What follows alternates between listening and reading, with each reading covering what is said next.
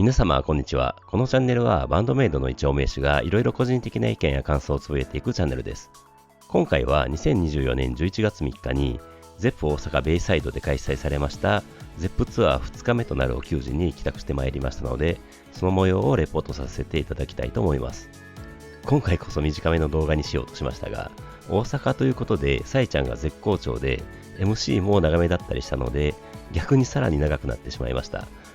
自らの日記のような形で動画作っている面もありますので、ご視聴いただく場合は飛ばし飛ばしで見ていただければと思います。あと前回の動画でも言いましたが、少し演出のネタバレ要素がありますので、ZEP 羽田で ZEP ツアー初帰宅される方はこの動画もその後でご視聴していただいた方がいいと思います。それではレポートさせていただきます。前日の ZEP 名古屋でのお給仕の興奮が冷めやらない状態で、2日連続となる今回のお給仕は地元大阪での開催ということで、当日の10時くらいに自宅を出ます。昨日の最後のジャンプ曲2曲でまだふくらはぎが痛いですが、台風一過でめちゃくちゃいい天気なので気持ちいいです。さすがに瀬戸りや演出は同じだと思うので、完璧に予習を終えて準備万端で試験を受けに行くような感覚です。会場がある桜島駅は私が昔仕事のために3年ほど通った駅なので、なんか懐かしい感じです。当時は ZEP 大阪ベイサイドもなく何もないところでしたが、昨日の ZEP 名古屋に続き今回の ZEP 大阪ベイサイドも私にとっては初となります。どうもワメさんたちにとっても初だったみたいですね。小鳩さんのインスタで確認できました。それで途中で昼食をとって桜島駅に向かいます。まだ早かったからか、一駅前のユニバーサルシティ駅で USJ へ行く人たちがたくさん降りた後も、そんなに晩目 T シャツ着てる人はいなかったですね。桜島駅に着いて物販並ぶために会場に向かいます。本当に晴天です。昨日のことを考えるとなんか幸せな感じになります。ZEP 名古屋の周辺には商業施設とかがあったので、雨でもなんとか大丈夫でしたが、ZEP 大阪ベイサイドの周りにはそういう待機場所がないので、あーちゃんに感謝です。物販開始1時間ほど前の12時半くらいに着いたのですが、すでに40人くらいは並んでましたね。晴天の下、海辺というか川辺なので、なかなか気持ちよく待てました。1時間ほど待って物販開始の13時半になりました。今回のご当地 T シャツは私も含め多分全員予想していた黄色でした。それでご当地 T シャツと ZEP ツアー T シャツと ZEP ツアーくじを購入しました。ZEP ツアーくじはまだ出たところなので、何を引いても当たりだと思うので引くしかないです。それと今回物販待機列がそれほど多くなかったこともあって、禁断の2周目をやっちゃいました。それで20枚引いたくじの結果はこんな感じになりました。サイン入りグッズの大当たりはなかったですが、欲しかったものが結構当たりましたので満足です。それで早速ご当地 T シャツに着替えて、残りはロッカーに収納して、入場まで近くのホテルのカフェでお名刺仲間とお茶などしながら待ちます。それでいよいよ入場となりますが、今回の正番はなんと A48 番と、私的にはこの2年ほどで最良の正番です。入場待機の一軍の塊で待ちます。なんか運が良かっただけなのに優越感ありますね。それで握りしめた600円のドリンク代をコインに変えてもらって会場に入ります。さすがに最前列は埋まっていましたが、小鳩さんの真ん前2列目という嬉しすぎる位置を確保しました。最前列の方の間に位置しますので、ステージまで遮るものは何もありません。最前の柵も触れる感じなので、実質最前列と言ってもいいでしょう。ですので、さすがにメモは MC の時以外はほとんど取れずでしたので、記憶と皆様の X のポストとかを参考にさせていただいてます。ですので、以降のレポートは抜け漏れ間違いなどがあると思いますので、ご容赦願えればと思います。それで開演を持つわけですが、昨日と同じく白い半透明の幕が降りていて、その後ろにうっすら機材が見えています。昨日は気づかなかったのですが、幕の前にお立ち台が3台あるのが確認できました。それで昨日もみんなが前に出てきてくれた時に見やすかったんだと納得できました。ステージ前のスピーカーも真ん前で、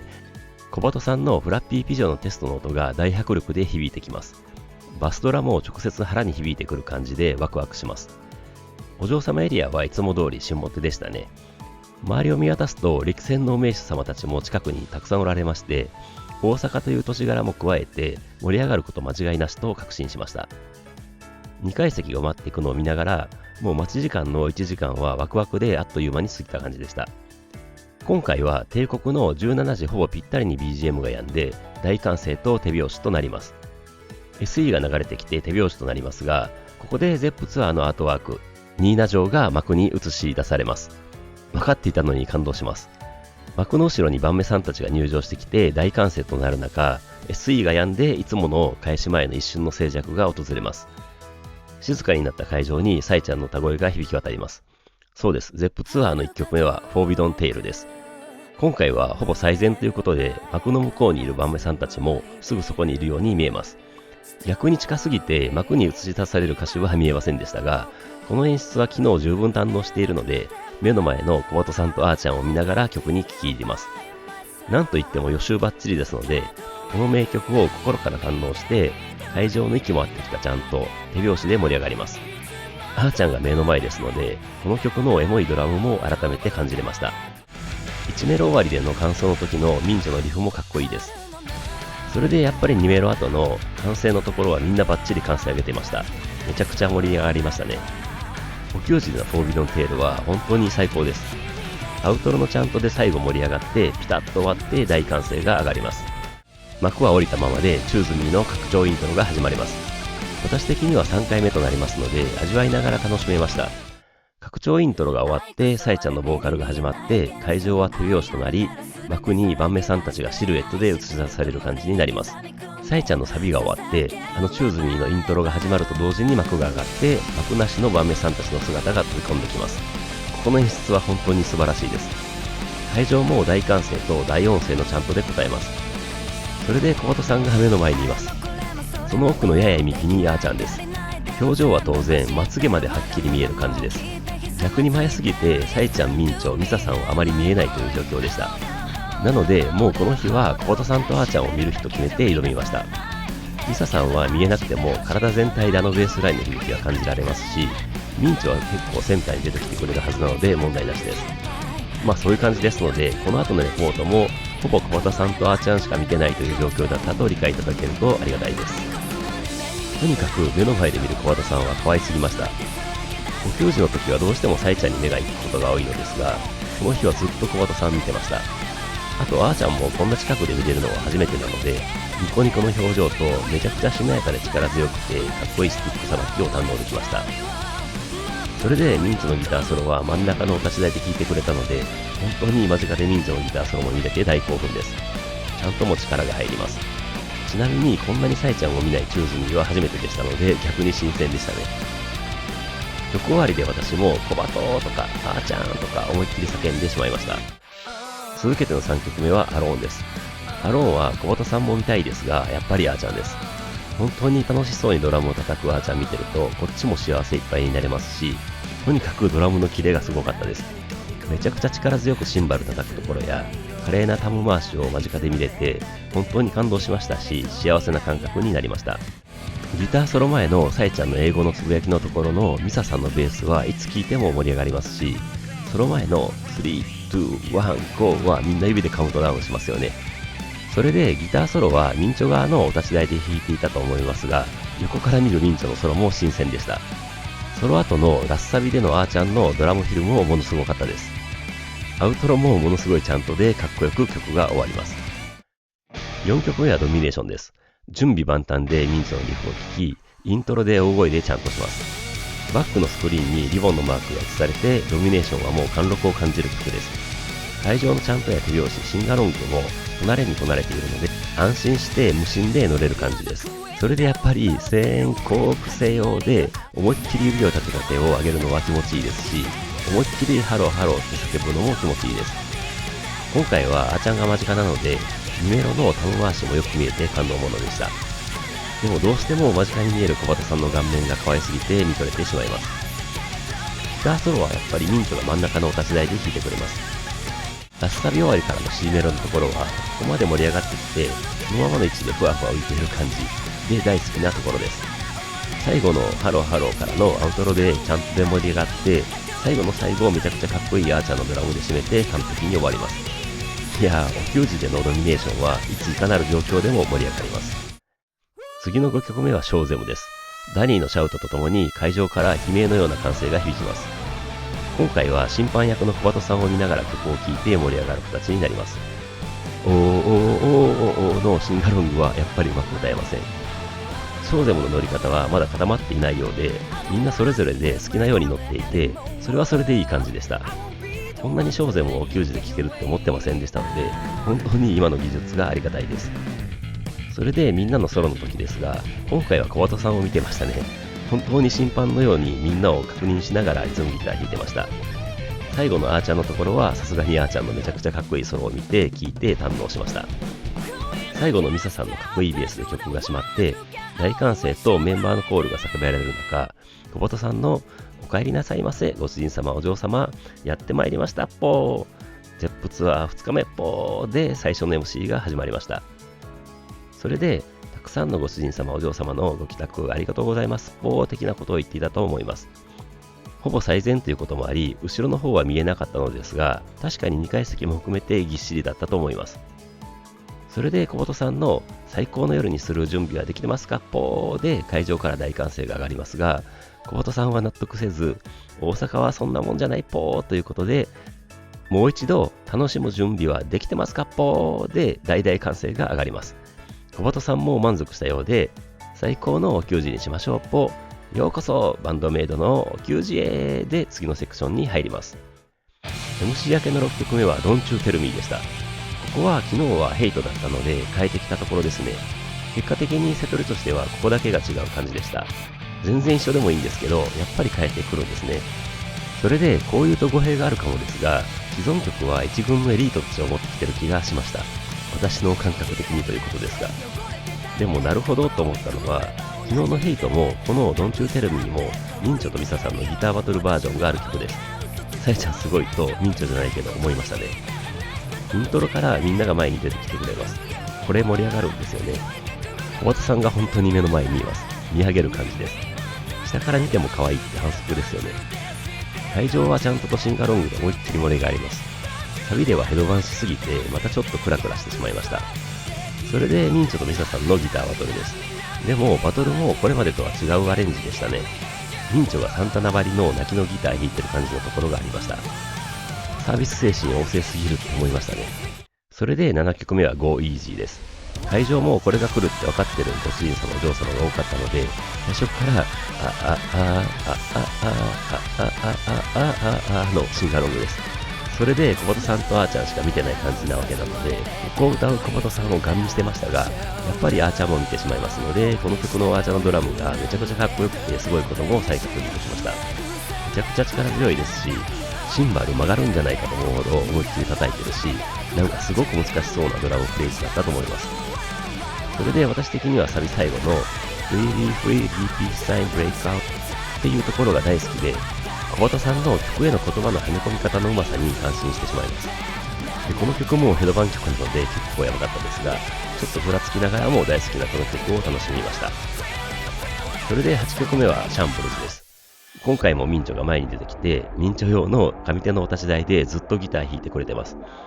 シャンブルズはやっぱりミンチョのリフの曲だと思ってますので、この演出は正しいと思います。でも私の目の前には小畑さんがいるわけで、小畑さんとアーチャーを見ながらミンチョのリフとサイちゃんのボーカルとミサさんのベースラインを聴く感じになります。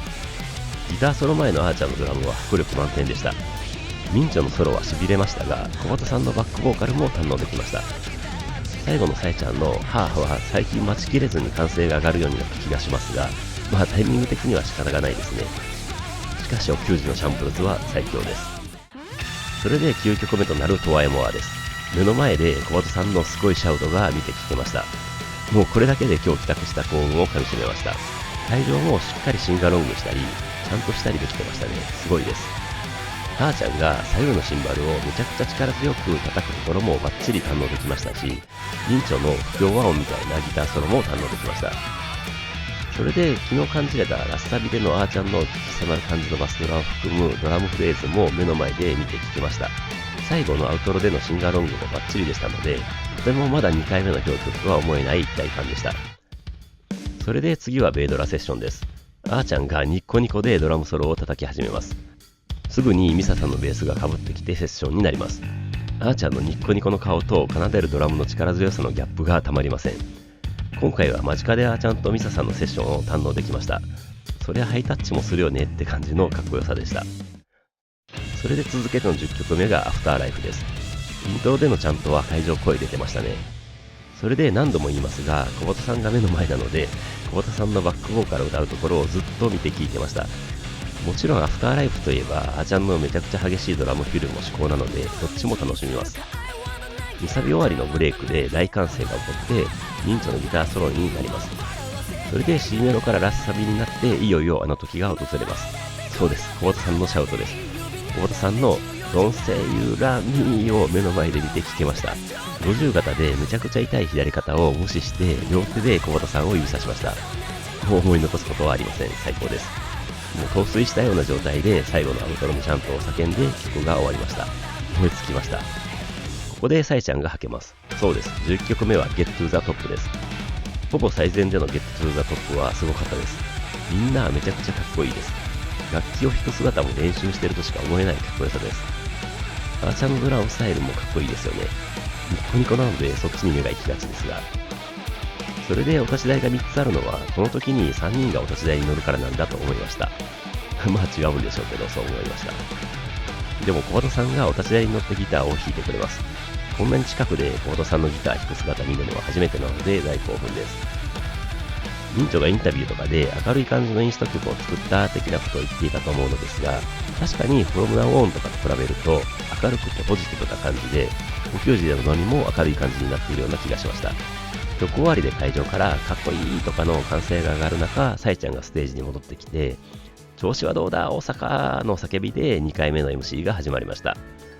ここでなぜかミンチョもミサさんもあーちゃんもステージからはけて、小畑さんとサイちゃんだけになっていたように思います。さすがに激しすぎたのかもしれません。でもそうなると小畑さんってすごいですよね。大体のお給仕でずっとステージでなんかやってますからね、尊敬します。で、サイちゃんが楽しみにしてたかーとか叫んで会場も大歓声で返すので、良いではないかーみたいに言って会場から笑いが起きます。それでサイちゃんが続けて、初日名古屋で2日目ですよ大阪みたいなことを言って大阪人を盛り上げます。それで大阪は夏ぶりということで、小畑さんが季節も変わったっぽねーって言ったら、サイちゃんが1季節に1バンドメイドだねみたいな、わかるようなわからないようなことを言ったので、会場から温かい笑いが起きます。前回はフェニーチ堺、フェスありならジャイがですね、確かに暑い頃でした。それで時間の過ぎるのは早いみたいな話になって、小畑さんが毎年行ってるっぽねーとか言ってました。で、サイちゃんがアコースティックって今年やったっけって話題が何度も出た。今年やったよって突っ込む人が忘れて、その突っ込んだ人がまた聞いてくるみたいなことを言っていたと思います。で、サイちゃんがこうやって記憶が悪くなっていってるみたいに言うのですが、充実してるからだみたいにポジティブな方向に持っていってました。みんなのおかげだみたいなことも言ってくれて、会場からもありがとうって声がたくさん上がってました。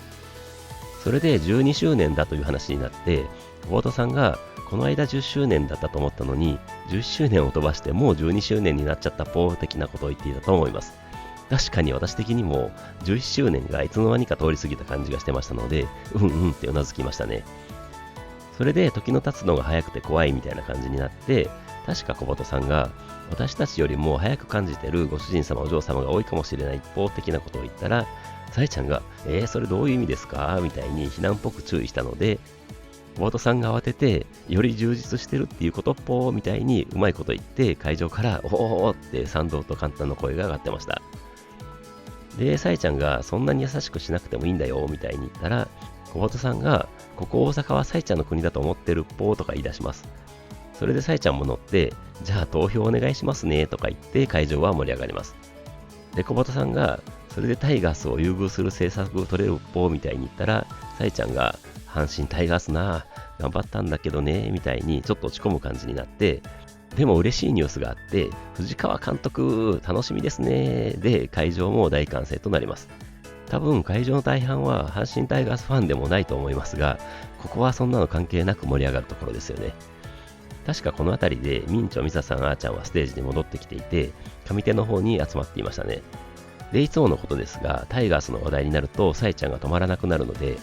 小畑さんがそろそろグッズの話しましょうぽーみたいに無理やり話題を変えようとするのですが、サイちゃんはいつまでも喋りますよみたいに食い下がります。大阪でのお給仕の楽しみはこのさえちゃんのご機嫌トークが見れるところですよね。今回もバッチリでした。でも尺があるということで、さえちゃんも納得してグッズ紹介に行こうとするのですが、小畑さんが阪神について語ろうっていう回じゃないからっぽねみたいに余計なことを言うので、さえちゃんも今日は阪神のオフ会じゃないのみたいにボケてきます。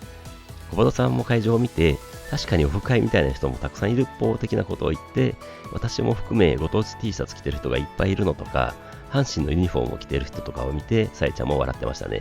なので、小畑さんが先にご当地 T シャツの説明からいきますぽーって言ってきて、ご当地 T シャツの話になります。それでさえちゃんが説明してくれるのですが、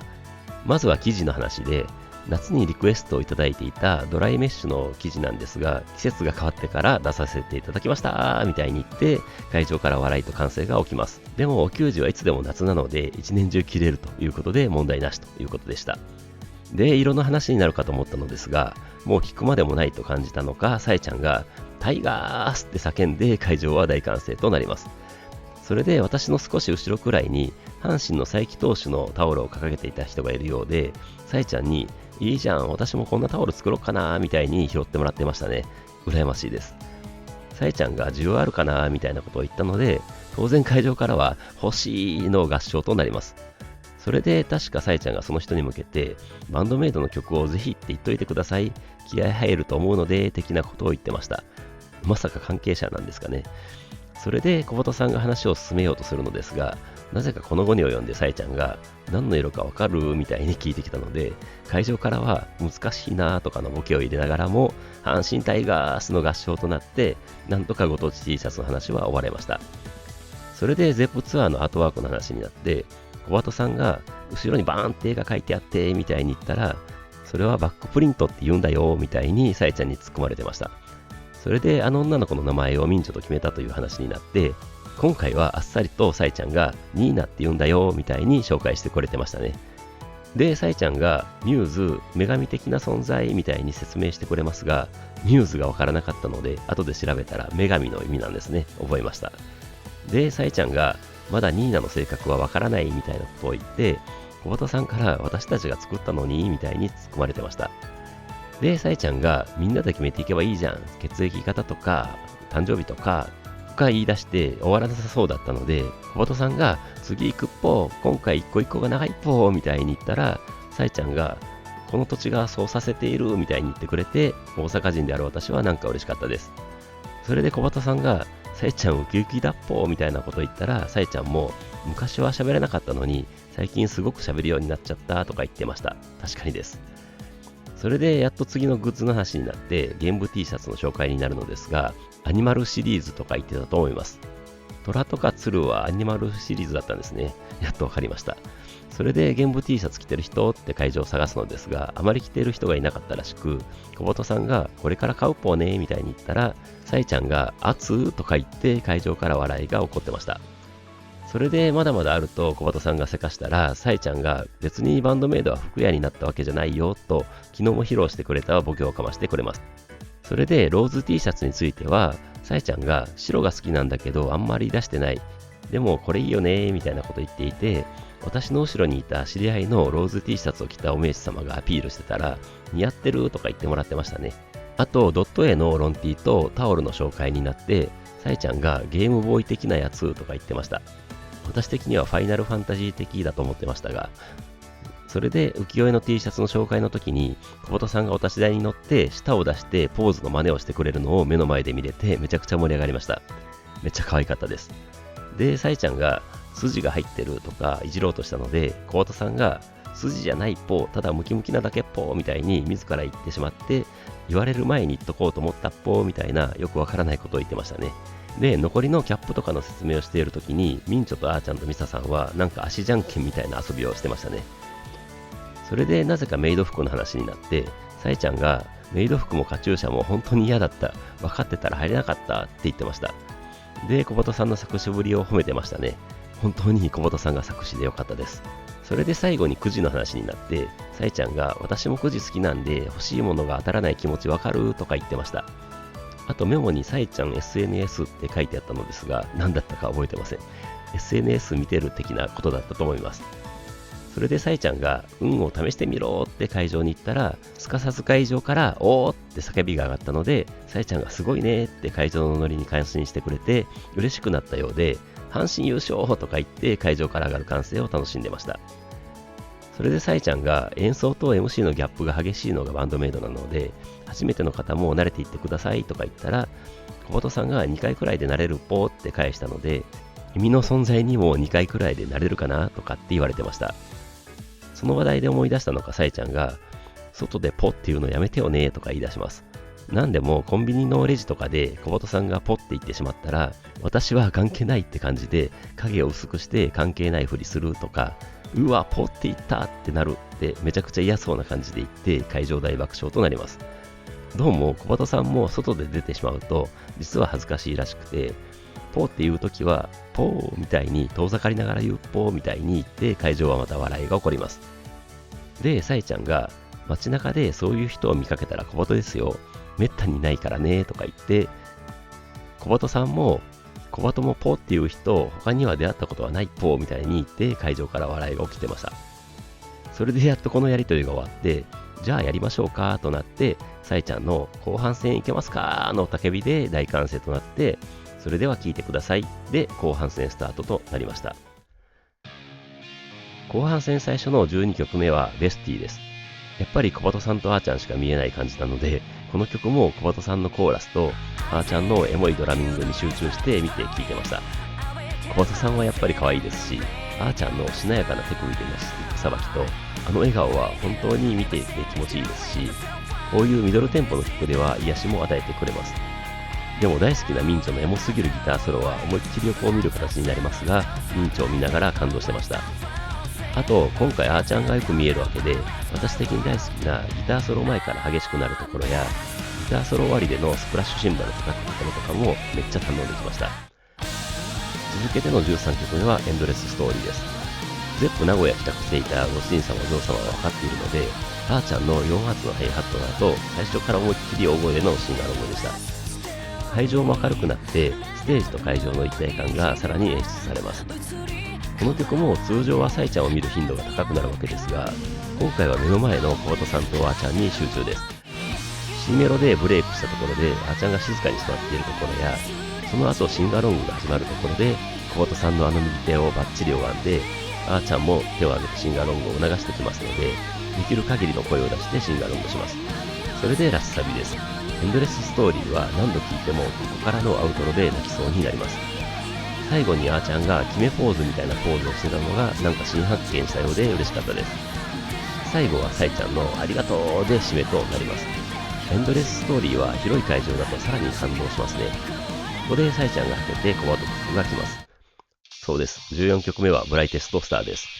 小気味良いミンチョのリフのイントロで全力でのチャントです。何度も言って申し訳ないですけど、目の前で小鳩さんがギター弾いて歌を歌ってくれてます。この最高の景色、最高の気分で、旅は思いっきり手を挙げてジャンプします。それで小鳩さんとミンチョの指定ソロです。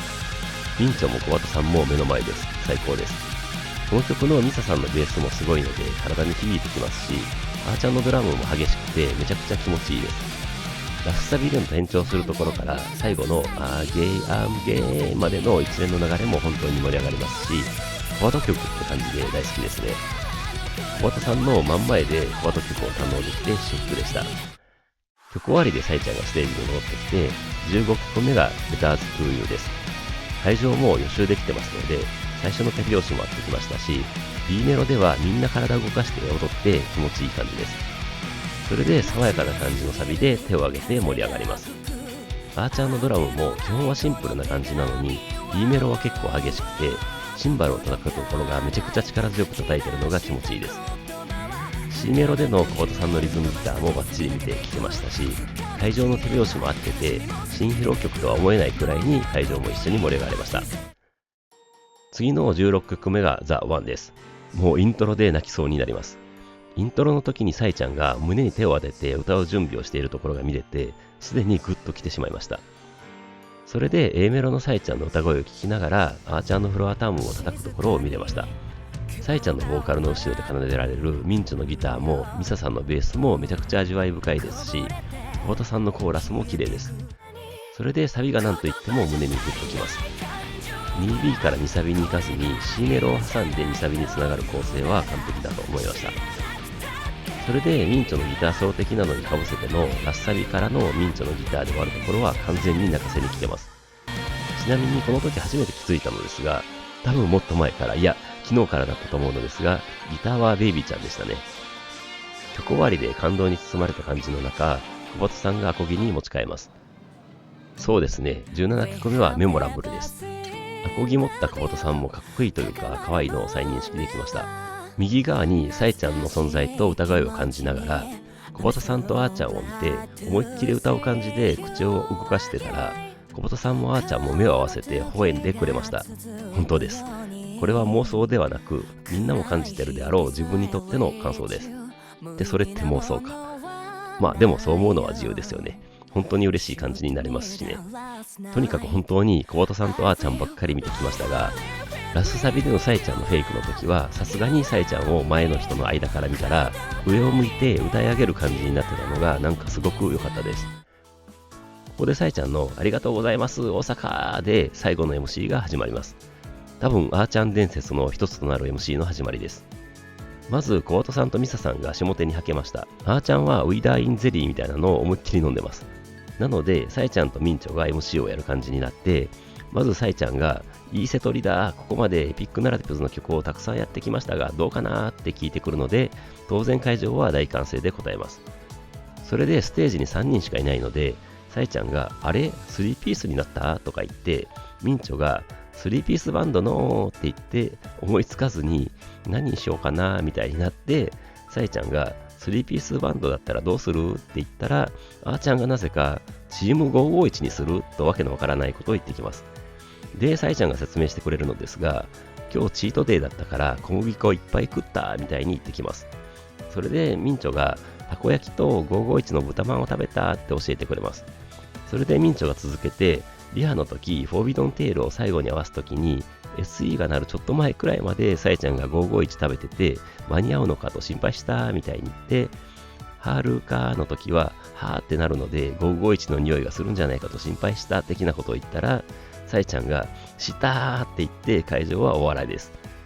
サイちゃんは2番のハールのでもしたとか言ってきて、ハ行がやばいみたいになってました。豚まんは半分に切っておいてくれているらしいのですが、サイちゃんが1個食べちゃおうかなって思ったけど、食べたらいけるかーで551の匂いになっちゃうよねみたいなことを言うと、会場からいいよとか私も全然いいよとか声かけたら、いいよじゃねえよ私が嫌なんだよって言って会場爆笑となります。で、確かこの辺りで小畑さんがステージに戻ってきて、ミサちゃんが551食べながら戻ってきたら面白い一歩ねとか言い出して、この発言が不利になります。それでなんかあーちゃんがいたずらっ子のような感じの顔をしてステージから下手の方に出て行こうとしたので、小畑さんがあーちゃんトイレ行くのとか言います。そこはお花摘みだったはずだと思いながら見ていたら、あーちゃんが確か手を多分後ろに当てて出て行こうとしたので、さえちゃんと小畑さんからあーちゃん手の位置が違うとか突っ込まれてました。で、確かあーちゃんと入れ替わりくらいでミサさんがステージに戻ってきて、さえちゃんにどこ行ってたのとか聞かれましたが、まあいいですよね。すると、ここであーちゃんが551の豚まんを食べながら、さっそうとステージに帰ってきて、お立ち台に立ちます。会場は爆笑と大歓声です。あーちゃんはやっぱり最高に面白いことをやってくれます。きっちり小畑さんの言った振りを回収してきます。で、お立ち台でめっちゃ豚まん食べます。間近であーちゃんのもぐもぐしているところを見たわけですが、意外というと失礼なんですけど、めっちゃ可愛いんです。食べてるのが似合うというか、ファンバイアスだと思いますが、ニッコニコしながら豚まんを頬張るあーちゃんは輝いてました。それで確かさえちゃんが、自分で食べてるときはいい匂いだけど、人が食べてるとくせーとかひどいことを言います。で、前の人に迷惑だよとかってさえちゃんが言うのですが、私を含め会場は全然いいよみたいな感じで歓声を上げます。で、あーちゃんが半分になった豚まんの断面を下にして食べてたので、さえちゃんから断面下にして食べたら中身が落ちるみたいな注意を受けて、あーちゃん退場っていうことで、あーちゃんはもぐもぐ食べながらお立ち台を降ります。で、さえちゃんがすっごい匂い、ここまで臭いとかって叫んで、会場も爆笑になります。それで小畑さんがどこまで匂うっぽーみたいに会場に聞いてきたのですが、5列目くらいまで手を挙げてたので、すごいっぽーみたいに言ってましたね。ちなみに私はあまり匂いませんでした。鼻が詰まってたのかな。それでサイちゃんにラストスパートあるんだから出ると大変だからそれくらいにしときなって言われますが、あーちゃんは残りを一気に口に入れて完食してガッツポーズをします。会場からは大歓声です。それで思いっきり口の中に豚まんを頬張った状態でミンチョと話しようとしたみたいで、サイちゃんからいつも口に入れたまま喋るなって言ってるだろうみたいに怒られます。小鳩さんもあーちゃんそれでよく怒られるっぽーみたいに言ってました。私的にはあーちゃんの愛すべきところです。なんか口を拭いたティッシュを衣装のポケットに入れてるところも見えましたね。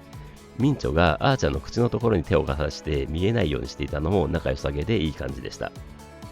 あとあーちゃんはよくライトを浴びながら物を食べるみたいなことも言っていたと思います。そういえばよくバナナ食べたりもしてましたね。で、どういういきさつだったか忘れましたが、サイちゃんが大変だねーとか言ったのですが、どうもそれがサイちゃんの口癖らしくて、小鳩さんからなんか単に口癖で実は心がこもってないみたいなエピソードっぽい話をされて、サイちゃんがそんなことを言うと言えなくなるじゃんとかって困ってました。それでこのやりとりで小鳩さんが今日はなんか安心感があるっぽ、いつも以上にゆるーっとしてるっぽみたいなことを言って、会場は大丈夫っぽみたいに聞いてきたので、当然会場からは全然大丈夫って返します。大丈夫どころかこのグダグダを楽しみにしてるところもありますしね。で、サイちゃんがみんなの笑顔が見たいんだみたいに言ったので、会場も完全同意の歓声を返します。それで会場の笑顔を見て、サイちゃんも小鳩さんも安心してました。それであーちゃんが口の中から豚まんがなくなったみたいで、サイちゃんがごっくんしたんだ、じゃあドラマっぽいこと喋ればみたいに振るのですが、あーちゃんからいいのマイク臭くなるよって言われて、サイちゃんがそれはダメ、小鳩の使ってとなって小鳩さんのマイクを渡されます。小鳩さんは苦笑いみたいになってましたが、ここは流れ上拒否できない感じですよね。それであーちゃんがさっきかなみに草って言われたとか言ったら、さえちゃんから昨日もかなみちゃんからキモいって言われてたよね、昨日はキモいで今日は草ってとかいじられてました。小鳩さんは戦略的ないじられキャラですが、あーちゃんは本当に天然のいじられキャラですね。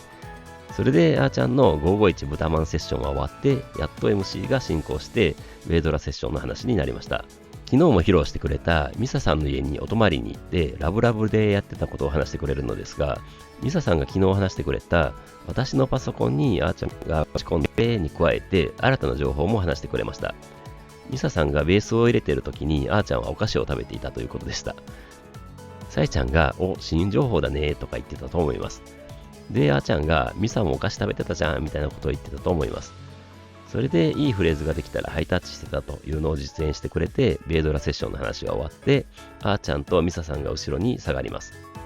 それでサイちゃんから、じゃあサクッと小鳩さんお願いしますみたいにいつも通り雑に振られます。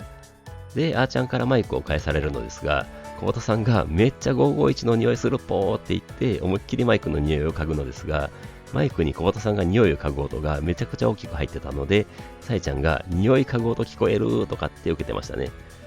それでもなんとか小鳩さんが小鳩のおまじないタイムって叫んでおまじないタイムに突入します。で、小鳩さんがここは天下の大阪っぽでかい声が出るはずっぽみたいなことを言って煽ってきます。それで今日は後ろの邪魔も入れなかったので、いつになくスムーズに小鳩さんが萌え萌えって叫んで会場も萌え萌えって返します。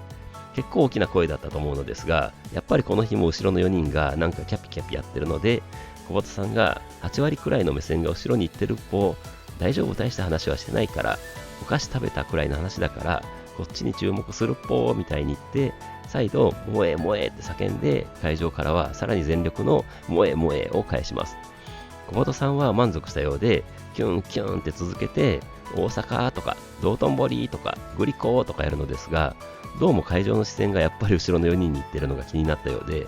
見てもいいけど口は動かしてっぽーとか言ってアベノハルカスとかたこ焼きとかイカ焼きとかやって会場の反射神経にちょっと感心しながら551ってやった時になんか思いついたようで551のある時とか言ってきます。関西人ならみんな知ってる CM のフレーズである時は嬉しそうにしてない時は沈み込むというやつです。なので最初は会場もわからない人が多かったのか551がある時みたいに普通に返してしまいます。でも2回目くらいからは私も含めた関西人が状況を把握して小鳩さんの551があるときにイエーイみたいに返します。小鳩さんも理解したのが分かって、551がないときって続けて、今度はブーみたいに返して、小鳩さんはそれそれって感じで満足して繰り返します。それで同じようなノリで、バンドメイドがいるときとか、バンドメイドがいないときとかやって会場からバッチリ返しますので、さえちゃんだったかが面白いって受けてたので、会場は大歓声になります。それでおまじないタイムがあるときとおまじないタイムがないときってやるのですが、おまじないタイムがないときのときに何人かがふざけてイエーイの方を返したので、小鳩さんが指さして怒ります。で、その時に小鳩さんが間違えてシュポポみたいに言ってしまったので、さえちゃんがめっちゃ受けて、君は記者か、トーマスなのかとか言って笑ってました。で、再開して、お給仕があるときとか、お給仕がいっぱいあるときとかで大歓声が変える中、ズッキュン、バッキュン、ドッキュン、ワオ、萌え萌えで、なんでやねんを挟んで、萌え萌えキューンでおまじないタイムを締めてました。いやいや、おまじないタイムはやっぱりこっちも気が抜けませんね。それで、さえちゃんのラストスパートいけるかーのおたけびで、MC 焼け最終セクション、最初の18曲目となるプロテクト U が始まりました。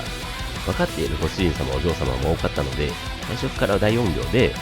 うららららららが会場に響きます。さえちゃんも嬉しそうに笑顔でシンガロングを聴いてましたし、おとさんもすごくニコニコしていたと思います。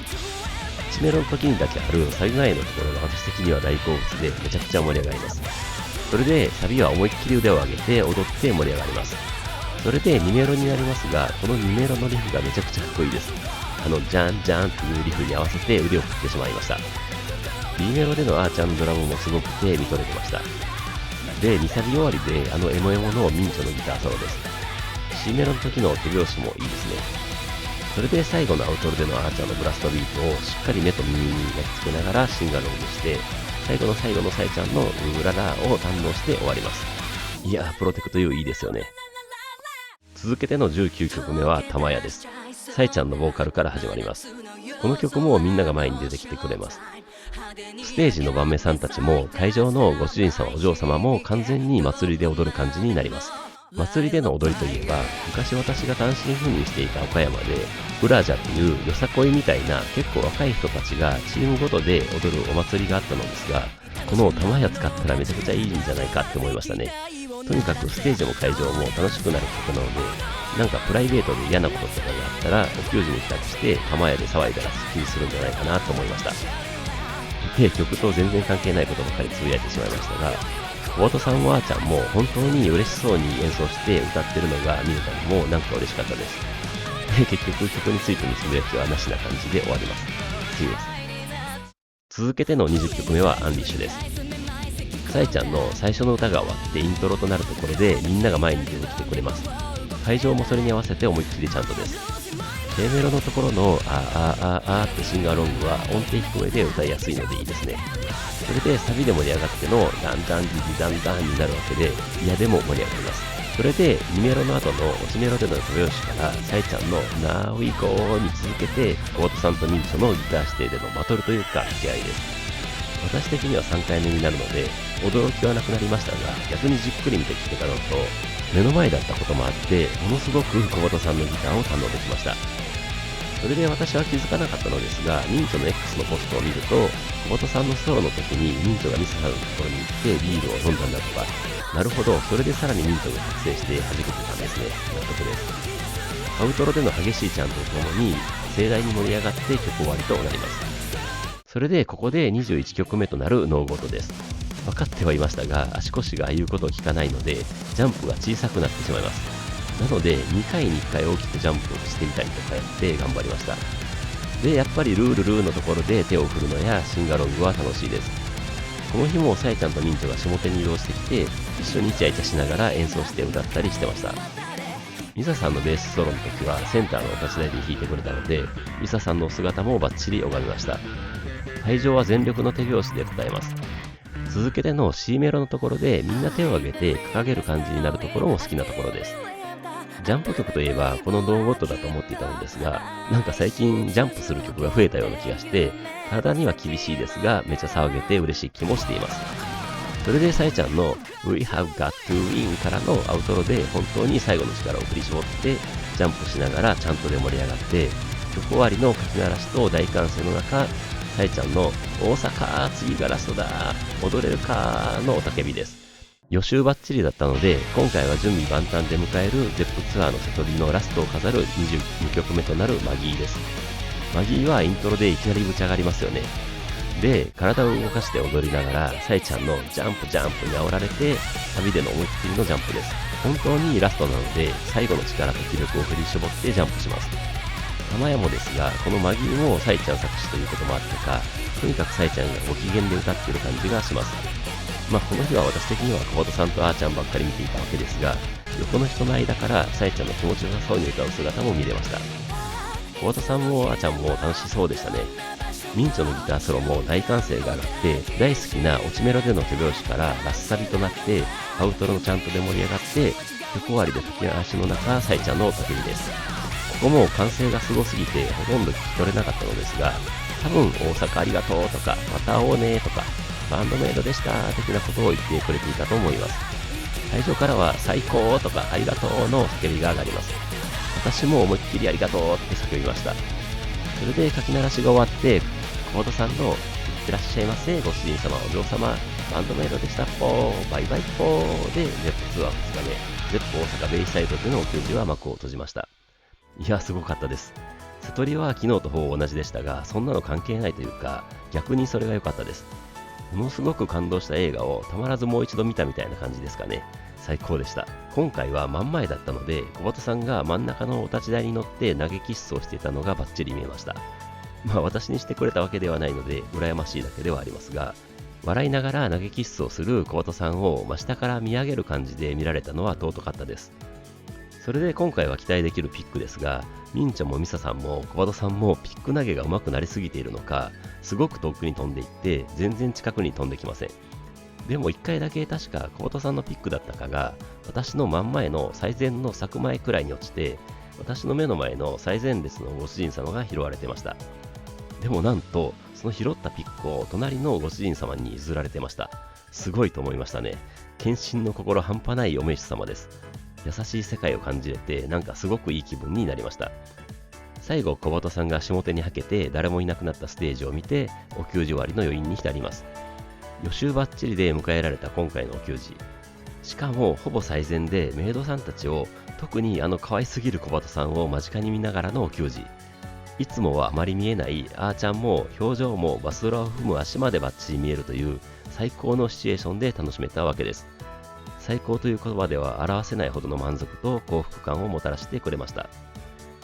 今回も初ご帰宅の方がたくさんおられたみたいなので、この ZEP ツアーは今のところ大成功と言ってもいいんじゃないでしょうか。エピックナラティブズのリリースで新しいファン層もできてきているみたいで、本当にいい感じだと思います。さえちゃんのいつものポストは、大阪の皆さん、えらいどうもありがとうございました。今日も楽しかったよ。楽しんでもらえたのなら嬉しいよ。テンション上がりすぎて変になってて喋る口が止まりませんでした。すまない。あはは。また遊びに来てね。バンドメイドで感想待ってるからね。でしたね。本当にさえちゃん絶好調でしたし、あーちゃんも面白かったですし、最高に大阪らしいお給仕でした。ZEP ツアーは残り ZEP 羽田での 2days で完遂となるわけですが、多分2024年最後のお給仕ということなので、本当に素晴らしかったこの2回の ZEP ツアーの余韻に浸りつつ、さらにエピックナラティブズを聞き込んで、残り2公演を楽しみにして待ちたいと思います。はい、ということで今回は以上となります。それではまた次回。